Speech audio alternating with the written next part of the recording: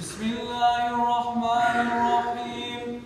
ألف لام ميم.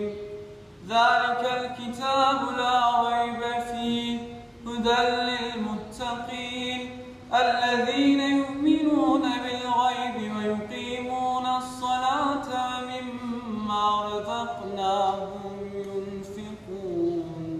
أم لم تنذرهم لا يؤمنون.